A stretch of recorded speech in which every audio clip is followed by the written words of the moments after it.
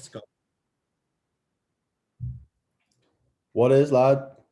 Hello. How are we? Episode 22. We just had to check because it's been like 3 or 4 months since we did this podcast.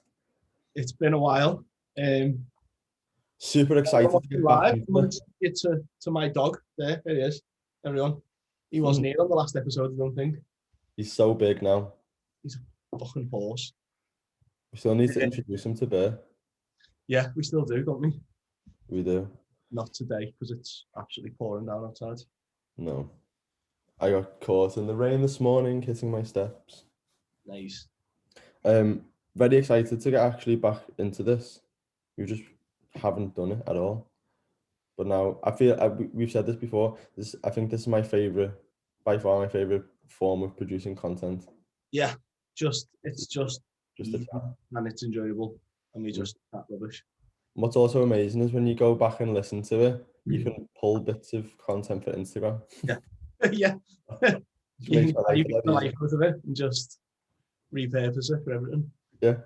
What coffee have you got today? Like, we've actually got coffee today. So I had, because it always takes us a while to settle. Bear with me, was prepared. I brought two. So I had, can't remember the name of it. It was like an espresso, put it in the machine kind of one, which was for the setup. But this bad boy, which I've had cooling the side, is an El Salvador from Neighborhood. Nice. Brewed it perfectly. So that was the in episode one. I wanted that one to be nice. Lovely, lad. What brewing method did you take up today? The AeroPress. Been a while. I was a bit rusty. I had to. Yeah. I was like, I'm an angel today, so I've just got my French press. And do you know what's proper weirdly nice, which I stumbled upon just one day when I was lacking some coffee. I just ran to the Tesco, and it's just a little Tesco Metro, so they didn't really have much, and it was Tesco's finest Guatemala blend. Very nice. Nice. It's like sometimes they are the ones I used to get from Costco. Just their Kirkland own were nice. It's nice. It's like a little bit fruity with like chocolate in, which is like not normally anything that I ever experience with a coffee. It's normally like either fruity or chocolatey. Almost like a bit of both. So today our lives are, we're going to explain to you how drastically our lives have changed over the last couple of months. Jack, do you want to frame this podcast for us? Over the last couple of months, we've changed our values, probably both in our businesses and in how we go about life.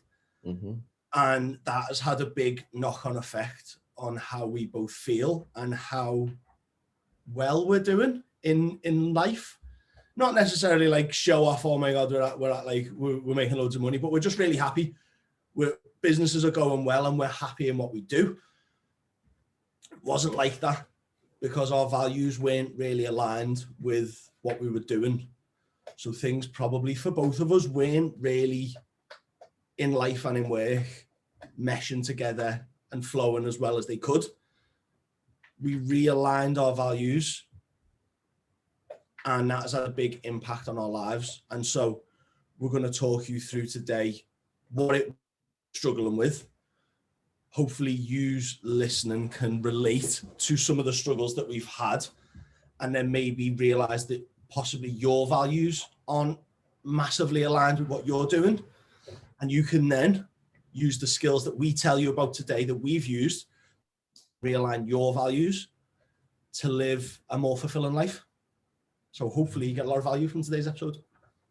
Definitely. I think first we should define what values are. So values, I think people get confused. Let me just put that on silent. People get confused. When I first heard about values, I thought it was like things like honor and respect and stuff like that. But values, what we're talking about when we say values, are the things that are important to you. What do you value in your life? So do you value making loads of money? Do you value being able to go and travel? Do you value having time in the morning to walk the dog, which is a big thing for you now, Jack, isn't it? It's like just stuff like, no, what is it that you value? What's important to you in your life? And so I think also what we need to do is give some more context to the situation. We were not doing bad before, but we just weren't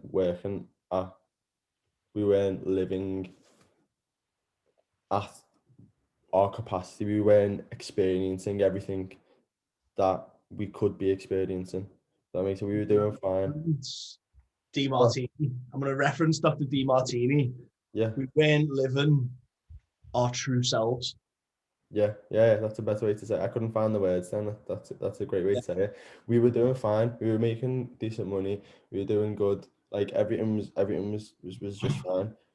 But there was just a few bits of conflict in our lives, and we've now put things in place to understand ourselves more and build our life to be something that's actually inspiring and fulfilling to us. So that's that. And I think this started when Mark introduced us to values, wasn't it? Yeah, definitely for me as well. Started earlier for me, potentially. No, actually, because you read Mark's book before me, didn't you? You told me to go read it. So no, yeah, we started pretty much around the same time. Because we like to do everything together. Because we've got FOMO. We've got really bad FOMO. So if one of us does something, the other has to do it, because what if I benefit from it? What if they benefit from it and I don't? Behind, I need to do it. So yeah, I went and read this book. We both did, and started looking at our values a little bit more. But then I think really working with Mark, and for any that don't know, Mark Coles is huge in the fitness industry, especially definitely in the UK. He's one of the leading leaders of the fitness industry, would you say, for coaches, for coaching coaches, and definitely. We worked with him together for 6 months as our business mentor, where we really digged into our own personal values, and that's where the real changes started to happen, wasn't it? 100%. I think it's very easy. So this is what I think was going wrong in the past, and I think is what goes wrong with most people in general, is that you're told from a child, and as you grow up, you're told all of these stories about what success is and what your life should be and how you need to live in order to be viewed as successful. So you might go on Instagram and see people with abs and think to yourself, oh, they're getting fucking 100,000 followers, and subliminally in your head, someone in unbelievable shape is getting all of this social attention. And everything that we do really is driven by the desire to be accepted in society, accepted as someone who is virtuous, someone who is successful, someone who you want to be around. That's a lot of our social behavior. What the fuck is the dog doing? Oh, mate, don't. I'm trying. You were talking then. No, I'm trying not to get put off by the dog. I apologize for anyone who's listening to this and can't see it. If you can't, just go to YouTube now and go to what we must be like 20 minutes in, and just go and watch what my dog's doing in the background. He just waits until I'm doing stuff like this before he starts kicking off. And while you're there, subscribe to my channel. Yeah, do that too. Yeah. But we are basically told that. I'll wait for Jack to come back, so I'm not talking to myself. Carry on talking, mate. I'll just sort the child out. A lot of our decisions day to day are driven by the underlying desire to be accepted and to survive, and all of these things. So we want social acceptance. We want all of these things. We want to fit in. That's part of being a human. That's an underlying desire that we all have, whether you believe it or not. There'll probably be someone listening going, fuck that, I don't care what anyone thinks. But you do. You care what someone thinks. Yeah, you do. So when we are subliminally told as we go through our life that you need to be in good shape, or you need to make a certain amount of money to be successful, or all of these things, we begin to adopt society's values as our own, when in actuality, a lot of the time, they're not in line with our own values.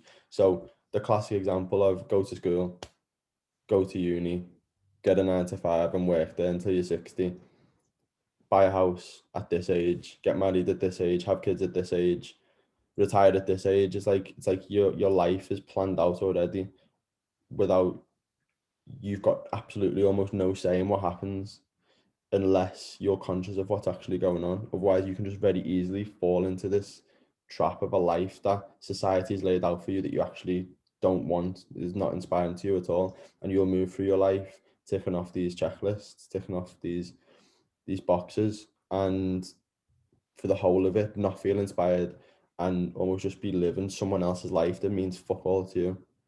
And so that's not what we fell into, because I feel like we're both almost conscious of that to a certain degree, but then also at the same time in the fitness industry, like there's like within that there's like almost like a route, which I thought, oh, if I'm going to be a successful personal trainer, I have to work as a one-to-one coach. I need to get really good at that. Then I need to go online. Then I need to stop doing one-to-ones. Then I need to employ someone, and then I need to open a gym, and then I need to become a business coach, and then and it's just like, well, no, actually, like that's what worked best for someone else. Yeah. That's not what I want in the slightest. And so now when I'm living, trying to achieve those goals that aren't actually inspiring to me, I'm first of all probably not going to succeed in them because I'm not inspired, I'm not motivated. They're someone else's goals, they're not mine. And secondly, I'm going to be putting all this hard work in, and then first of all, probably not going to get there in the first place, but then also I feel like I'm almost just wasting my time. I'm not chasing something that's actually meaningful to me, whereas I can direct my attention to something that actually I'm inspired by and wake up every single day feeling purposeful, inspired, and go and attack it. And actually, when I'm chasing that, feel fulfilled. To relate this to people listening, if you're a coach and listening, then you'll probably feel that. If you're not, and you're someone who's just into fitness, is on a fitness journey, let's use that phrase, that we both love, that what I see with my clients is that people decide that they need to lose weight, or they need to be a certain weight, or they need to be a certain dress size, or they need to be able to fit into a certain size clothes. So they start dieting, and the results start coming, and they're losing weight, and they start feeling good because the scales are changing. And then the longer you diet and the harder it gets, the more life starts wanting to creep in. And with this year, the world starts opening back up, and you want to go for food, and you want to go out, and they're your values. They're things that you value highly, is going to see friends and going to socialize and going for meals out. They're high up on a lot of my clients' values because they're a part of what makes them and what makes them happy. And dieting doesn't really work with that if the sole purpose is just to lose weight. Mm-hmm. So then when they're not aligned with what truly makes them happy, and their unhappiness isn't coming from because they don't fit in a size 8 pair of jeans, their unhappiness comes from them feeling unfit. Their unhappiness comes from them feeling out of shape and not feeling strong and not feeling in control of their food and not feeling in control of their energy levels. But their focus is on the diet. That's when I start seeing, oh, I didn't check in this week. Oh, I've done really badly on my diet this week. Oh, yeah, I know I messed up. I didn't really do anything that I should have this week. And that's not because what we're asking them to do is massively hard if that aligned with their values. Mm-hmm. But trying to fit in a real sense, for let's say an example, female client trying to fit into a size pair of 8 jeans because that's what she fitted into when she was 20 and she's now 30 plus, wants to get back to that because she was happy then. It's not the jeans, it's the happiness. Mm-hmm. So then when we do what we're going to talk about today and we use some tools to realign with what's actually important, that spark comes back. Mm-hmm. And you see people like, yeah, I'm going to the gym for this. I'm eating this way because of this. Mm. You can link all of your daily behaviors back to that, your true values, and then you're inspired, then you're motivated, and then you want to go and crush the day. Exactly. And I want to relate it back to you with the cut. So just tell everyone. Yeah. An excellent example. So Isaac run his new 8-week group program, The Cut. Go and check it out. I'm sure he'll be doing another one soon. Shameless plug. We do them all the time, so just deal with it. Do them all the time. Just go and have a look. Just ride the wave. Just ride the wave of our constant sales pitches to you to try and add value to your life.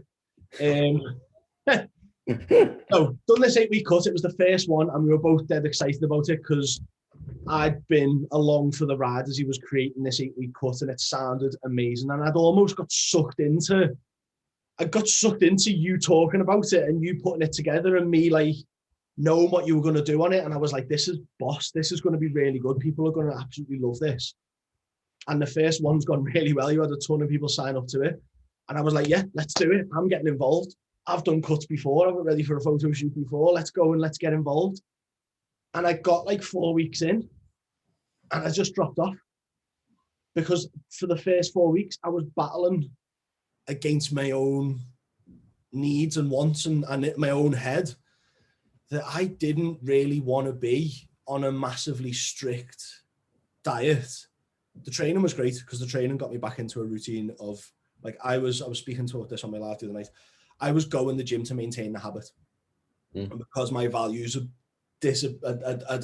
taken a fork in the road with training, what I wanted to get from training and what I knew to do with training were two different things. So I was just going to the gym, doing the bodybuilding stuff, because that's what I've done for like the last 10 years.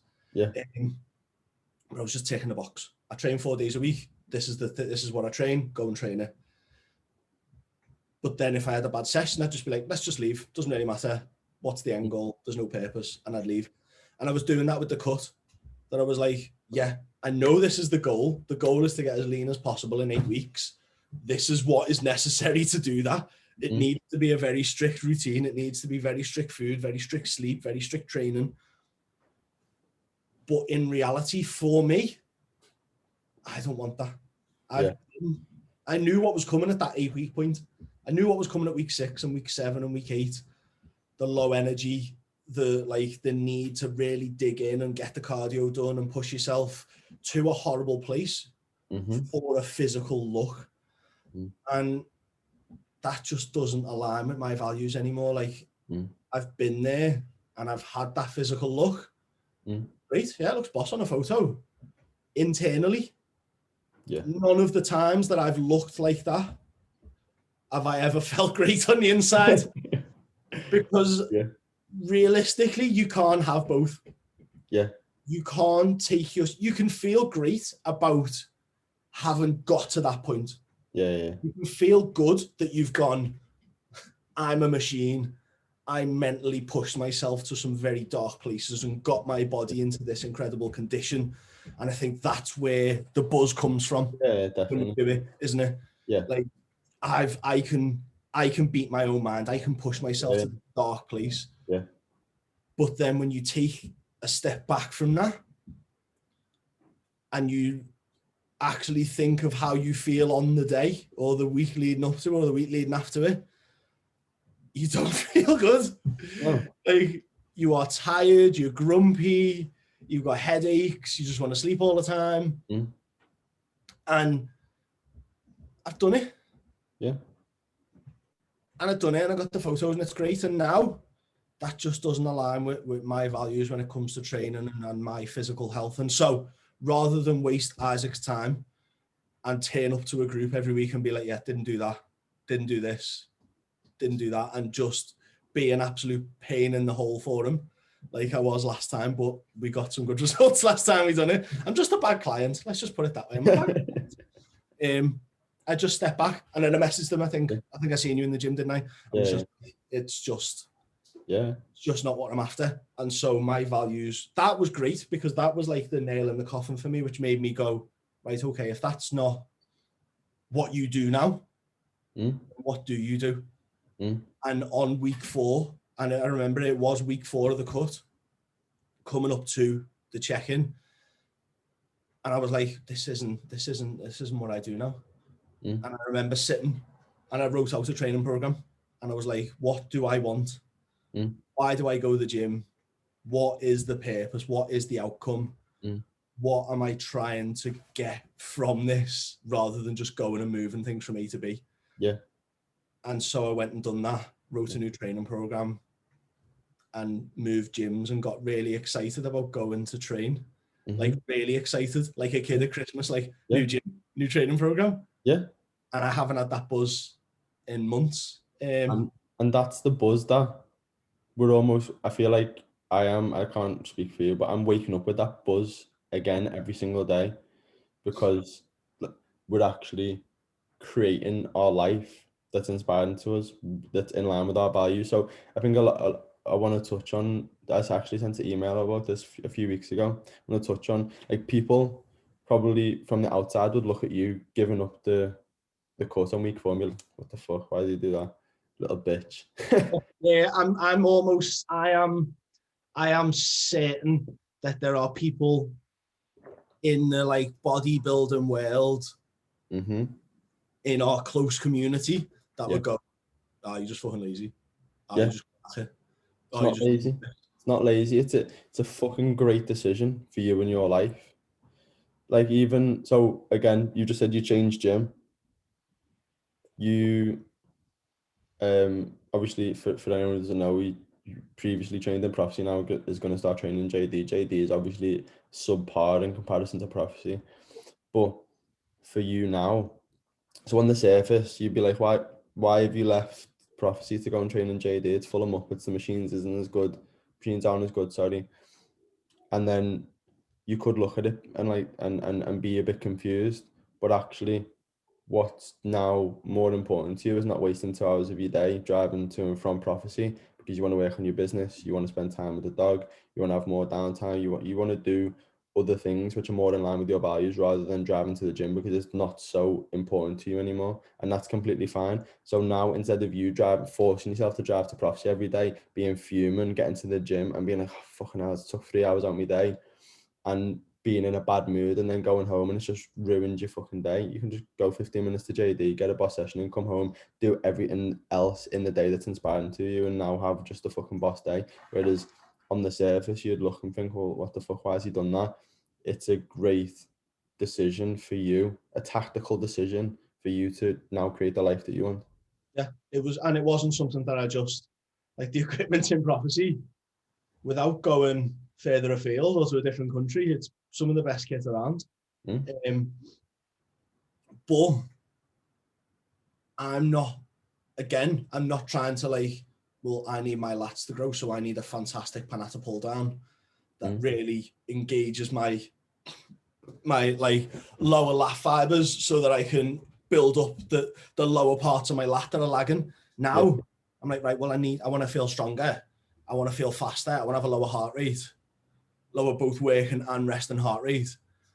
I want to feel like I can leg it up Snowdon with a load of kit on my back and not feel phased like when I was 18. I don't want to be able to do that till I'm 80. So I don't need Panatta's lat pull down. I just need some weights that I can pull on my back. Do you know what I mean? I just need a strong back in general. I need to be pain free. So yes, if there was a Panatta in the GD, I would use it, but I don't need it. Yeah. And I can, like yesterday's session, I used 2 20-kilo dumbbells and 2 20-kilo kettlebells on a bench. I could have done that in the house. Yeah. But the gym atmosphere was a little bit better because there's other people working out too, not just me staring at myself in the mirror. So yeah, with the change in training, the change in values, the change in what I need to get out, I don't need almost the extra like hour to my day just for the kit. It's just the return on investment isn't there. Exactly. And it's just, I think the key thing before you can even begin to start to create a life that's inspiring to you is actually understanding what your values are and being conscious of it. Like we just mentioned a little bit before, your values, unless you've ever thought about this before, have been imposed upon you by society. So you need to be able to sit down and actually have some self-awareness and understand your own values in order for you to go and make decisions like Jack's just spoken about. For me, how my life has changed, I used to work pretty much from 9 in the morning, and I would be working solidly till about 11 o'clock. Obviously, in between that, I'd be eating and training and stuff like that, but I'd be always on the phone while I'm training, whilst I'm eating. Even if I was not doing something, I'd be like listening to educational content, which in my head is still work. So it was just from 9 in the morning till 11 o'clock at night, every single day would be working. And that was fine for me. But it wasn't optimal for me. It wasn't me living in accordance with my highest values, because I'd been told by society that if I want to have a great life and be successful, I need to earn X amount of money.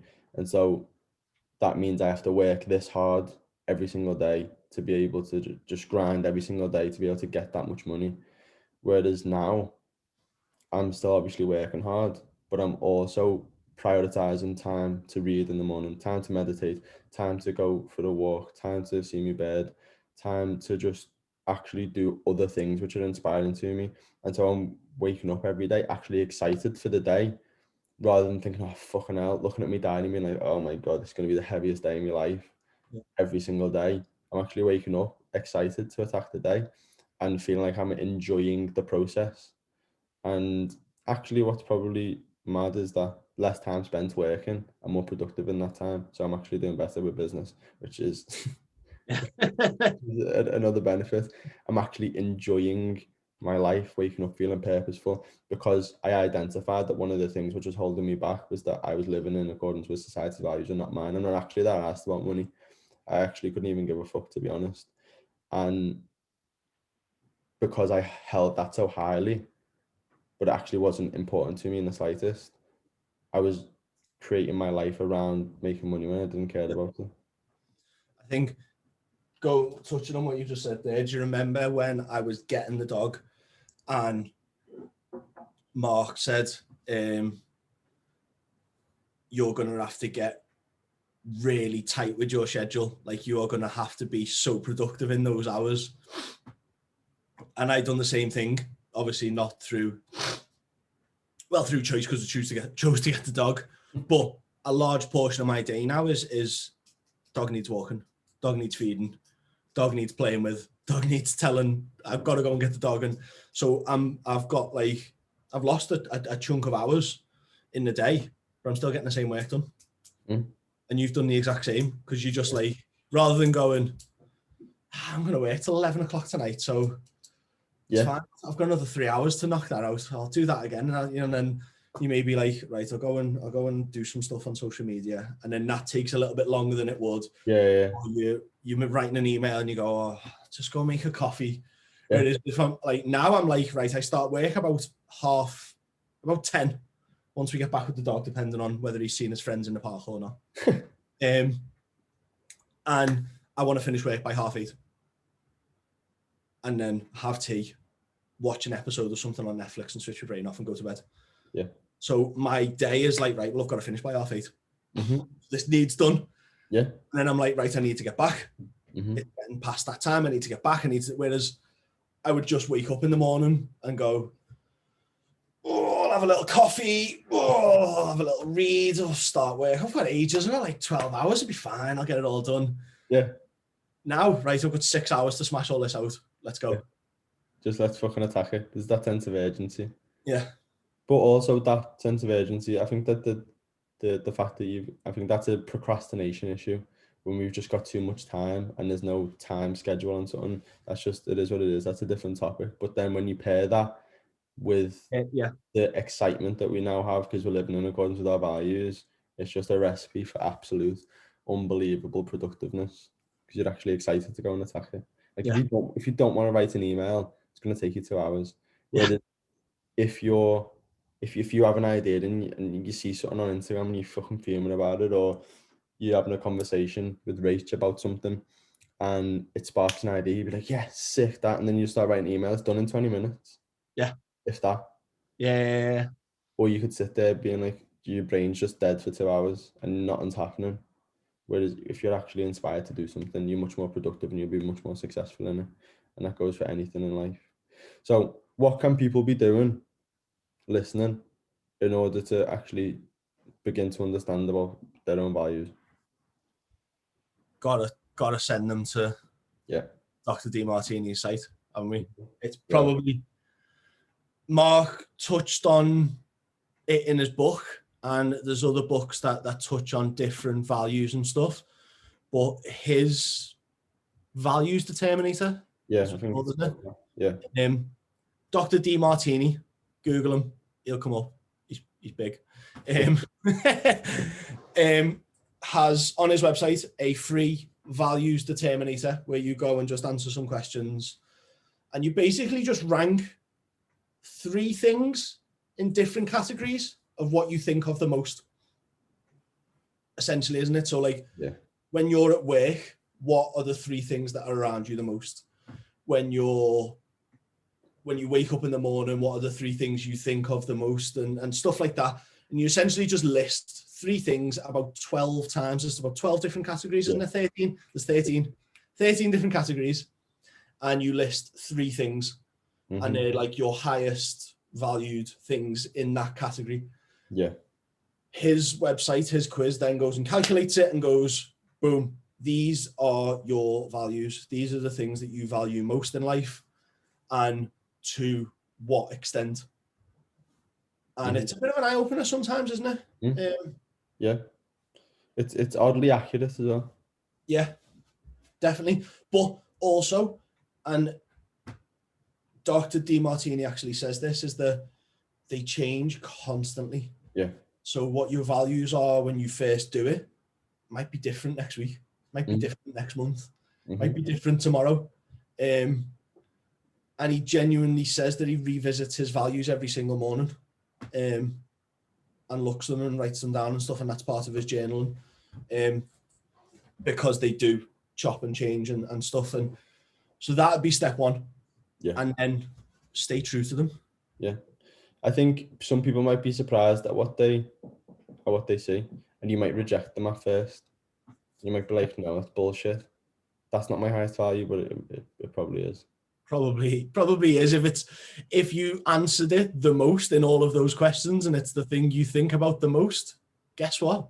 It is because you value it the most. when I did it, bodybuilding came first to me, and I was like, what?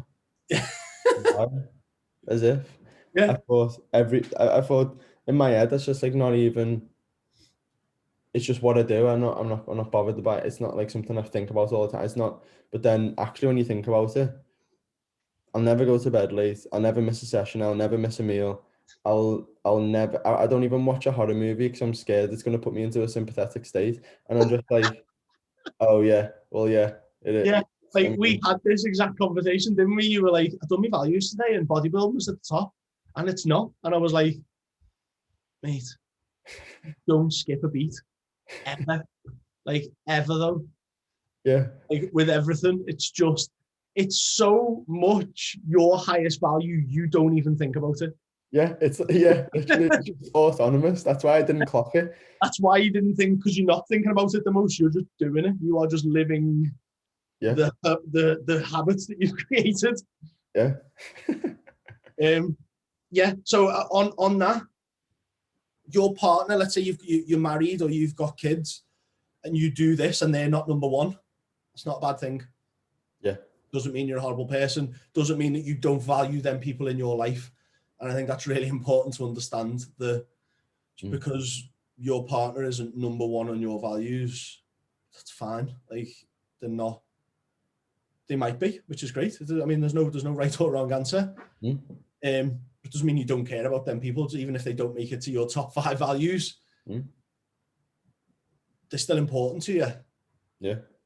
You still do stuff for them and build a life around them, but you just value things more at certain times and certain points in your life, and other things are important for your happiness. And that's important to understand, because if you're putting all of your time and energy into, say for example, your kids or your partner, you're like, I need to do this to support them, I need to do this to give them a better future. I need to do this for them. But then you're not actually doing things that are important to you and that you value personally for your fulfillment in life. Guess what? You're going to be dead unhappy. There's too much conflict. Yeah, obviously, if you're a parent, you're going to put a hell of a lot of time into supporting a future for your kids. But if you don't then put any time into you, what's the point in your kids being happy if they're every time they look at their mum or their dad, they're sitting there absolutely miserable, sat on the couch because you're absolutely drained and you're absolutely exhausted and you can't actually give the people in your life 100% of you. Yeah. I was having this conversation with someone the other day about being selfish is important. You have to be selfish for yourself so that you are the best version of you for other people, not just for you. You're the best version of yourself for you as well. But if you're trying to be a people pleaser, trying to make life great for everyone around you and your family and all that, but you're neglecting yourself, you're a shit version of you. You're not the type of person that they want to be around if you're feeling miserable. So you need to have an element of selfishness to look after yourself so that you're the best version of yourself for them as well. But yeah. I think the DeMartini thing paired with some meditation. I think it's actually important to sit down, and once you've sat down and looked at your values and the DeMartini and all that, like actually having conversations in your own head about what's important to you, what actually excites you when you think about stuff. Like that I think that's important as well. And we can't really give you any information on how to do that. You just got to think about it in your own head. You could meditate, you could sit there and think about it, you could write it down, you could do like whatever it is that you think would be best for you to actually work out what's important to you, then go and do that. But there needs to be an element of you actually considering the stuff in your head as well, rather than just doing the DeMartini thing. We both done it with Mark, both had to do it before starting with Mark. I get all of my clients to now do it when they start with me. Same. They go and write down their ideal future, their ideal version of them. You now have your values. You understand their like order of priority at that current time of your in your life. So build that picture, meditate on it. Like, what does it feel like when you wake up in the morning? The way I always ask my clients is the person that you're trying to create, the person that you want to be, like the ideal version of you. If I could click my fingers now and make you into this person, what do they feel like? What do they do when they wake up in the morning? How do they spend their day? How often do they exercise? What kind of foods do they eat? How do they feel as they move through the day? And then how far away from that person are you now? Out of all of those things on that list that they do, this new version of you does, what aren't you doing out of that? Or what do you need to get better at? And then I find personally, because this is what I do with me, is when you then highlight, well, I'm not doing that, but the person the truest version of me should be doing that or wants to do that, right? Well, now I have a purpose to go and do that. Now I have the drive and the inspiration and the motivation to go and do that because that is important to me. I'm not actually doing it, rather than, like we were saying earlier, I need to lose weight. Right, great. Salad for lunch. Awesome. Can't fucking wait to eat that fucking chicken breast on its own because gotta fit into size 8 jeans because I was happy at 12. I was happy when I was 20 and I wear a size 8 jeans. No, fucking doesn't inspire you. No, nothing's happening there. No. That's not gonna last. You're not eating that. You might eat that salad for a week. Yeah. Willpower, but it's not happening for longer than a week. You've got to have something that's actually important to you. And if, and this is not to say, I mean, size 8's a shit goal, but if like being happy with your body is number 1 on your priority list, you probably will eat the salad forever. Yeah. But for most of you, it's probably not. If your physical appearance is the most important thing to you, even if it was in your top 3, then yeah, you're going to tick those boxes every single day. You're going to eat monotonously. Like you're into bodybuilding, like that it's your number one value, or was Yeah, your it number is. one value. So you eat in I just accordance with that. nail it every single day, and I don't have to motivate myself. I just do it. It's inspiring to me. Yeah. And so for anyone like that, then yeah, that Jack's example is bad. But then for most of Jack's clients, that's exactly the situation that they're in. You don't want to eat a salad every day. No, probably should eat a little bit more salad than we do, but don't really want to eat it 3 or 4 times a day, every day for the rest of our lives. Yeah. And then like what you just said there, once you've got an idea of that version of you that is fulfilled and inspired and is the type of person that you want to be, and you've identified the things that they do every single day, the way that they've set their life up, you just need to go and set your life up in the same way and carry out the tasks that they carry out so they feel good, they feel purposeful, they feel inspired. And then you will create the life that you want to be. Then you will become that person and the person that you want to be. I also think another thing to do, which would be worth mentioning, is removing toxicity from your social media. Yes. I'm quite big on this at the minute. I hate, like what we've spoken about, is that before you've probably had your values imposed upon you by social media. We've got Love Island on at the minute. Everyone is obsessed with Love Island because it's all these people, all these good looking people with, I haven't even properly watched it, but like all these good looking people with amazing bodies, and I want to be like them. Like I seen Olivia off the old Love Island. I don't know if you know, Never some blonde one called Liv, but she's basically got a show now which is like the Kardashians of her and a fella just going about their day, and I'm just thinking, what the fuck? People are consuming this and watching this good looking person. She's with a footballer. She's got so much money. She's getting a lips done. She's getting fucking and moving into a new house. She's got a big, massive two room walk-in closet and all, just madness. And you're looking at that and thinking, right, well, that's what success is. Yeah. I need that in order to feel happy. So therefore, I'm going to do everything I possibly can and set my life up in a way to achieve that. In actuality, that's probably not inspiring to you at all. Probably not even inspiring to her, because I actually seen it. My bird's watching it, by the way, so I'm not watching it myself. I seen it. I seen the end of a episode the other day, and she was like basically like crying in the restaurant because she was so anxious and depressed. And I'm just like, well, yeah. Yeah, you're not. This isn't actually what you wanted.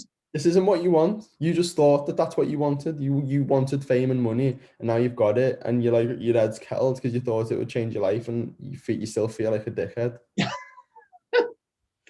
It's that sums to the most extreme when people go on a diet. Yeah. Because they think the weight is going to make everything better. And it doesn't. I wrote an email about that. I think I wrote a post about it the other day about how I come from where I was to where I am now. I was like, well, I'm unhappy. Mentally, I'm unhappy. Physically, I don't like my body. And I don't like my job. Well, what can I control? I can probably control my weight. But let's not address the job or the mind at all. Let's ignore them. And let's just lose some weight, and then everything else will hopefully go away. Doesn't. Now all you're just smaller. Have a lighter relationship with gravity. But you're still dead unhappy. You don't like your job. You're not in control of your thoughts. Yeah. It's done the exact same thing. Well, if I'm rich and famous, then I won't feel anxious because I'll have loads of money to not make me feel anxious. Oh, wait. Now I've got loads of money and even more people are looking at me and I feel even more anxious. And yeah, it's not actually anything to do with the money. It's to do with what's going on in my own head. Yeah. So, yeah, I mean, that's a perfect example. But it's just that, but remembering to remove that from your life. So when you're following people like that, just fucking unfollow them. You don't need to see that. It's just going to make you feel like shit. Unless you're conscious of the fact that they probably feel like shit as well and they're not happy. And so by achieving that stuff, you're not going to be happy. You need to find your own values and not let society impose what's important on you. I had an absolute Instagram culling the other day. Instagram what? A culling. You know, where you just go and just remove a load of people. I think it is essentially like you just kill a load of people. Didn't do that. Just went and followed some people. But I unfollowed about 300 people. Yeah. Spent about 3 hours doing it. Yeah. Literally was just like, right, I see loads of stuff on my social media, and these people are never going to be a client of mine. They don't add any value to my life or my day. Or it's just something that either evokes an emotion, a negative emotional response, or it's just something that I just don't need on my timeline. Yeah. And I've now got I mean, there's still a lot of stuff on my timeline because obviously it's a lot of potential clients or followers that I don't really know. There's a lot of stuff on my timeline and it's just like, I don't know who that is. I don't know who your friend is. I don't know who you are. But then there are a lot of people on there that like, oh, that's an interesting post. Oh, I'll read more about that. Yeah. Oh, that adds value. And that's what you want when you go on your timeline. You want positivity. You want to follow people who create positive content. Like me and Jack, I coach Doc Kamada at Jack Silver Jackson. No. Level 10 Life. I'm just so autonomous. Yeah. What is it? There's a dot somewhere, isn't there? Jack.level 10 life. Jack.level 10 life. Another good one. I don't know. I feel like everyone should follow this man. Steve Bartlett. I think his Instagram is just Steve. Yeah. Really good. Also, someone who has almost come out of nowhere for me, but seems to have been absolutely crushing it for years, and I've just never heard of him. Paul Mort. Yeah, I seen him the other day. Where's that guy come from? Like, he's not new. He's won like a Master Coaching Award like 3 years in a row. Yeah, he's fucking sick. Well, all of a sudden, like, I just see loads of people talking about him, so I followed him and had to read into him and listen to some of his stuff. And I think you shared something and I seen him. And then also this guy, James Clear. I don't know if that's mirrored for you or not, or it's backwards. Yeah, that was good. James Clear, the guy who wrote Atomic Habits, if anyone's ever heard of that book. Me and Jack are both reading it at the minute. Unbelievable book, but his Instagram's actually quite good as well. And I signed up to his newsletter. And that apparently is very good. I haven't received anything yet, but yeah, fill your timeline with positive creators and fuck everyone else off who adds no value to your life. I think that was a great place for us to end. Have you got anything else to add? No, I think that was a nice little full stop at the end of our podcast sentence. Nice. Podcast sentence. So yeah, stop living in accordance with other people's values, find your own, and then create your life around that, and you'll feel purposeful, inspired, and happy with your actual decisions. And if you go away, do that, find that you've got some values that you're not really aligned with, find that you've got some new values and don't really know how to live in accordance with them, reach out to Isaac, reach out to me, because we're both pretty fucking good at helping people live in accordance with their values if their values align with what we help people do. If you come to me and say your number one value is money, then I'm not going to be able to help you become a really savvy investor. If you come to me and say my values are, I want to be healthy, strong, fast, fit, and just feel fantastic on a regular basis whilst they're living a really just living life to the fullest, then I can 100% help you with that. If you come to Isaac and say, I want to be a Formula One race car driver, that's my number one value, he's not going to be able to help you with it. He's not. If you come to him and say, I've been to the gym before, I'm pretty the same as I've looked for the last 5 years and I don't really know what I'm doing.